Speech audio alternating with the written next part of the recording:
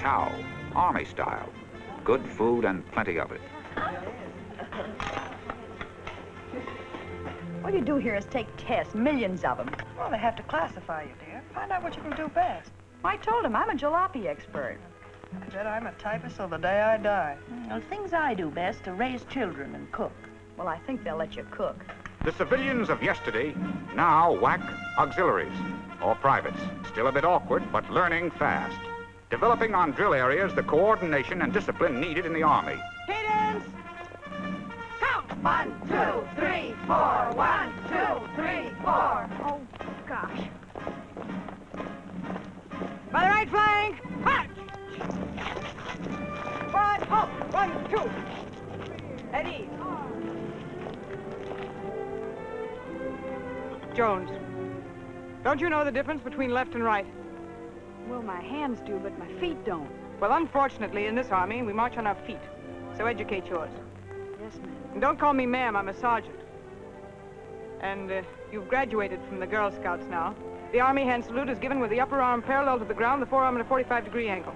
Thumb is parallel to the fingers, which are extended with the tips touching the brim of the headpiece. Very good. Save it for the officers. Attention! With practice, they improve, become trim, neat, military. But there's more to learn than snappy footwork. Training the Army way to do jobs the Army way now begins.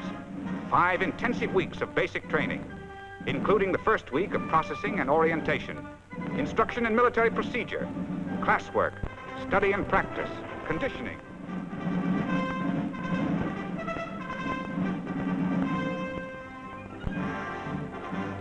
But it isn't all work. There's time out to relax and have fun. Time for shopping, cokes, and gab fest in the post exchanges.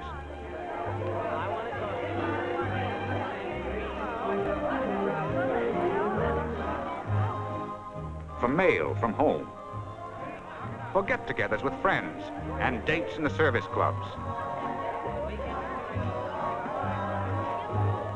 And for visitors on Sundays when guests are welcome.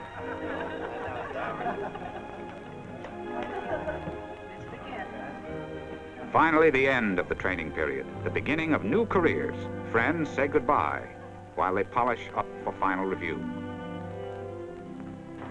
Look at that, the gruesome twosome. Shine 'em good, chum. Tomorrow's the last day they strut down this field. It's funny, after all these weeks together. We'll be together again. Yeah, but you and Johnson will be officers. Imagine you two saluting us. Who wants a Coke? You treating? Treating nothing. Everybody buys their own. And drinks their own, too. Well, run along, you three. I'll stay and finish up. Thanks, Johnson. Wax on review. Basic training finished for another class. Wax, fit, alert, proud of their corps, prepared for the next big step in their new life, ready to serve with the Army, to do the jobs the Army thinks they do best. Some to officers' training school. Commissions for those who qualify, then on to field command, or further training at the great Army schools for officers.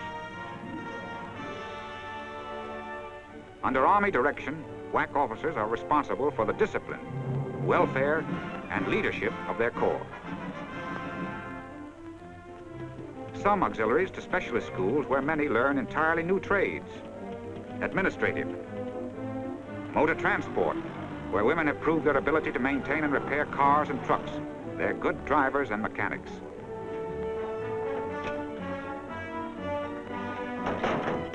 Trained dietitians handle Army rations. Cooks and baker schools, where everyone takes their turn at KP, but observe the modern potato peeler. Radio operation and repair, requiring delicate precision work at which women are so adept. Switchboard operation, another job at which women excel. From training centers and specialist schools to every part of the United States to take over permanent assignments. Wax on the move, into the field, all of them, to take over the duties for which they have been trained. Self-reliant, self-sustaining units, trained to settle quickly in new quarters, to get down to their job without delay.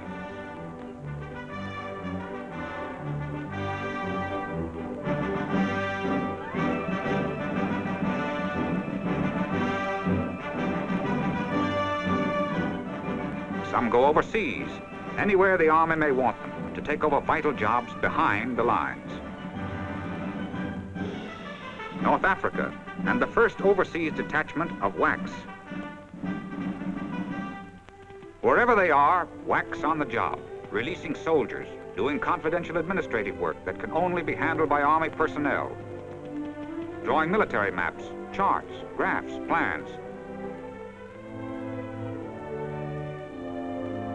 serving as dispatchers for various branches of the Army, developing secret film in the Army photographic laboratories, assisting in Army pharmacies, serving as pigeoneers for carrier pigeons in the great Army communications field, as radio operators who are highly skilled, issuing clothing in quartermaster warehouses, working in Army offices at various administrative activities, in the Army post office, fingerprinting, collecting their rations at the Army commissary, replacing soldiers at switchboards.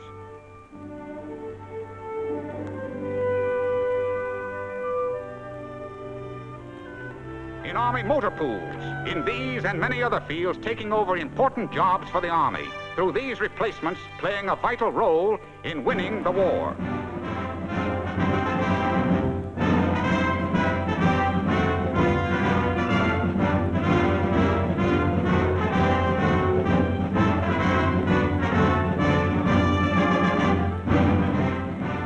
Here they are, WACs in mounting thousands. America's women soldiers, trained, disciplined, fulfilling the purpose for which their corps was created, releasing these men and countless others for combat duty, putting soldiers on the battlefields to win final victory.